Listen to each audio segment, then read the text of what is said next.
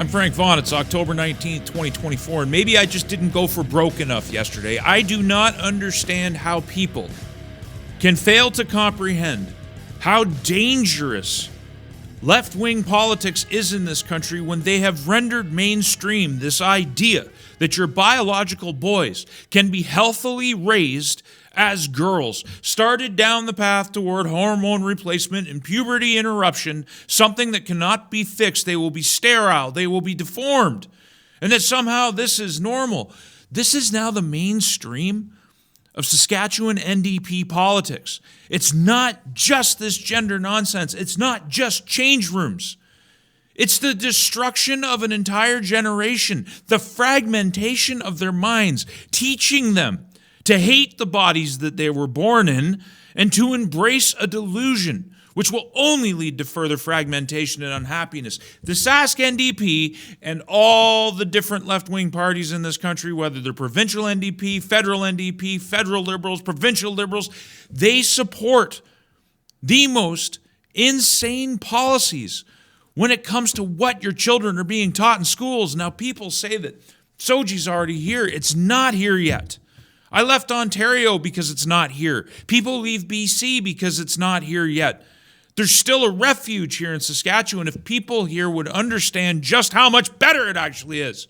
I've tried to say that every different way possible without saying it outright. Saskatchewan is so much better than everywhere else.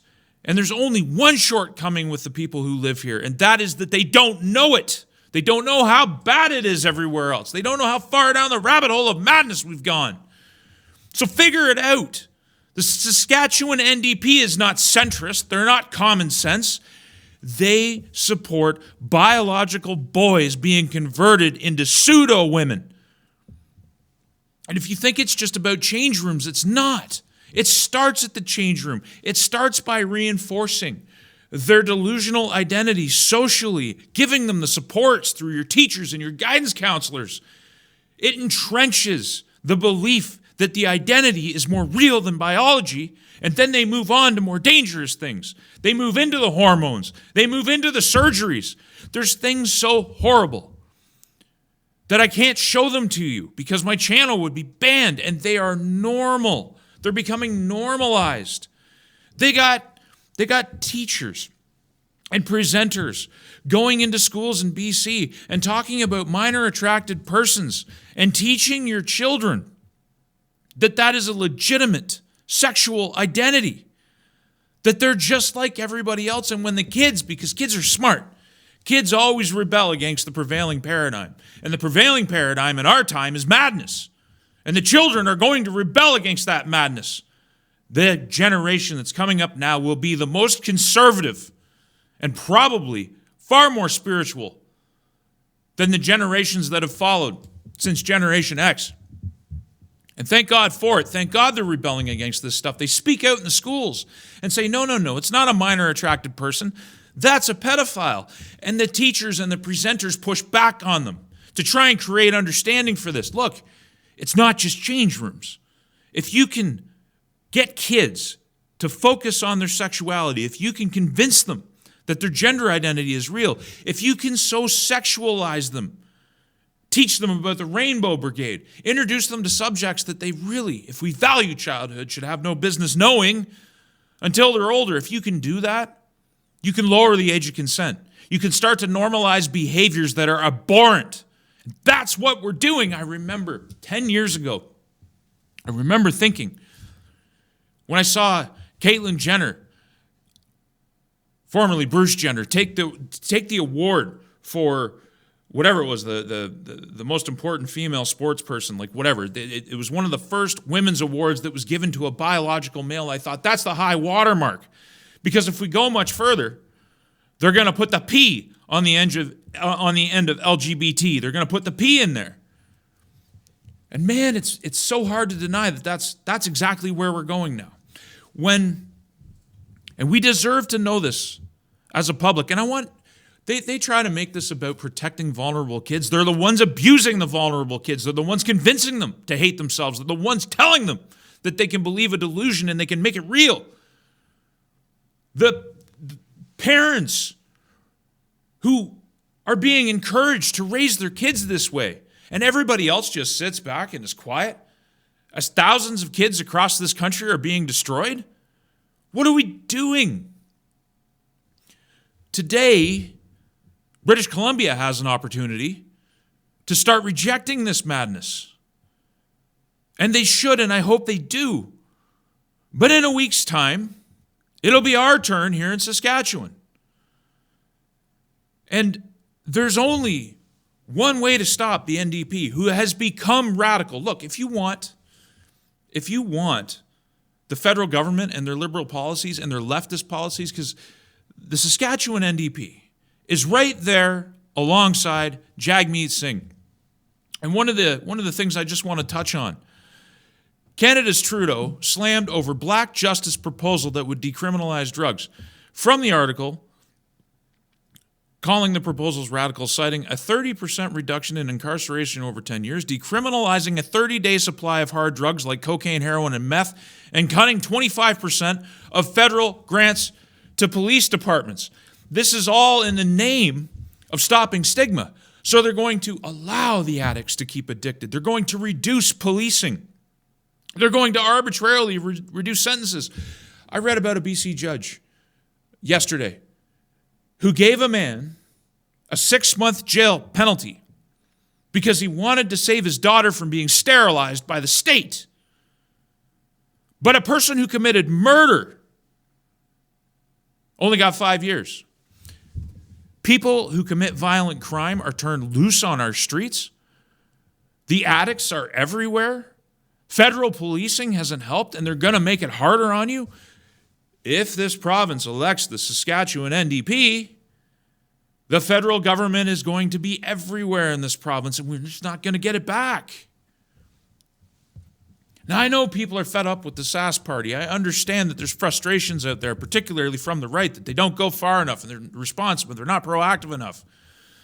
But look, if Sask United really wanted to do the job that they're trying to do, they would have focused on a tighter range of ridings, getting the seats that they could have got, and making sure that the NDP stayed out of office. Because if you're putting Saskatchewan first, your first priority should be stopping the ultra-leftists from getting power here.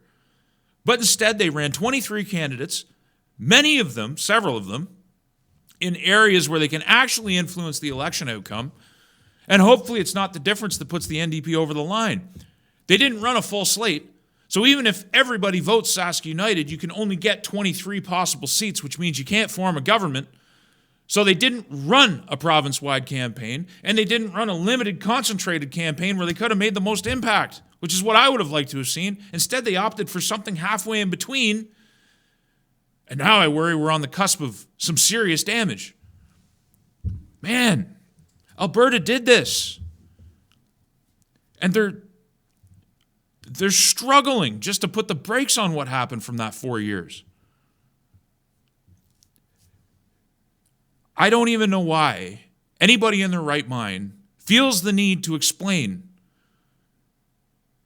that what we're doing to these kids is wrong, that those who would hide behind them as a shield and say, Scott Moe is targeting vulnerable kids, they're the ones destroying vulnerable kids.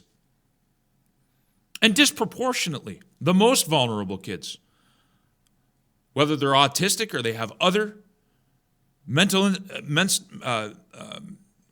instabilities, but mental issues, they're disproportionately targeted by this. The most vulnerable are being the most destroyed. And they say that they're really trying to pin this on Scott Moe. I don't know where the actual names of the NDP candidates and the actual specific children involved came from. Like, it did not come from Scott Moe. The NDP told everybody who they were. The NDP revealed that. And then they're trying to pin it on him. Look, I'm all about protecting people's privacy.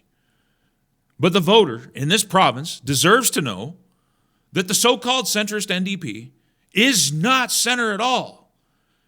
And you talk about healthcare and you talk about education. Look, the federal model for healthcare, the Canada Health Act, it's broken.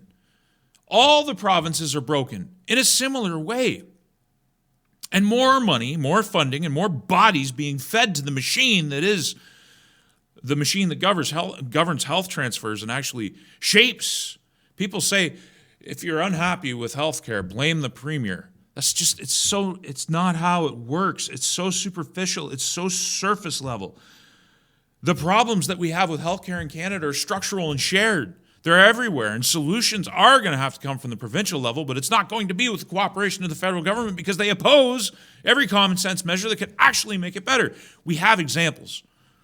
Nations all over the world and the OECD who deliver healthcare better than us universally at a much cheaper cost and have private components and have different ways of managing it. We have this marriage to a failed healthcare model that the original vision that Tommy Douglas had for it, we didn't even listen to most of his recommendations. We only did a couple. And that's why the healthcare system is broken. And at the same time, these advocates want to just keep bringing in 1 million different types of immigrant every single year who have never paid into the system and just represent a burden the second they come in. Drug addicts being given safe supply, places to use, decriminalizing so that there's absolutely nothing you can do about their addiction, encourages mental health issues, makes for a more unstable society. When you take a child and you say, hate the body that you were born in, and engage in a delusion and pretend it's real, and we'll stop puberty and we'll make you into a grotesque, so that at 20 and 22 and 23, you can turn around and regret it. And you can ask why the adults in the room didn't stop you from making a horrendous mistake. Does not encourage mental health. The overburdening of every single system from education to housing to the job market. Look, folks, we're not going to be saved by temporary foreign workers serving your coffee and picking strawberries. That's not progress. Mainstream left-wing politics it's lost its mind and it's here. When I first moved here, I thought, this is probably the best NDP in the entire country.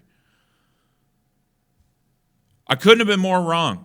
It's thoroughly infected with the same disease that's destroyed liberalism all across this nation. So there needs to be a reaction. There needs to be an electoral pushback. Saskatchewan is the last bastion. It is the final frontier. It is the final stand. If it falls, there's nowhere else to go. There's no seed from which to grow common sense back into the country. This is the root of the tree. It might be the most important province in Confederation, and people barely even know it exists. And the election we're having right now might be the most important election in the nation, and people don't even know it exists. Just like they don't know the rebellion on the carbon tax and what that actually represents. They don't know that exists. They don't know about the Saskatchewan Firearms Act. They don't know about these real oppositional things that are trying to preserve the fabric of Canada when it was great.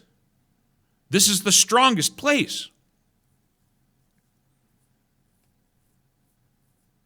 And I worry there's a big blind spot within the people who have been here the longest. The problems are everywhere, just like they're everywhere in the country, but they're worse everywhere else. I'll finish on this note. I gave up everything. I dropped everything. I dropped my business. I dropped my social circles. I dropped all my contacts. I left everything behind to come here because I could see how much better it was with my outsider's eyes. I didn't come here to change it. I came here to live it. And now here I am 2.5 years in, and I'm faced with the same nightmare that took the place of my birth. Saskatchewan, you can't let this happen. Did you know that I have a website, frankvaughan.ca, the ultimate repository for all of my work, and a backup location just in case the censors come for me again.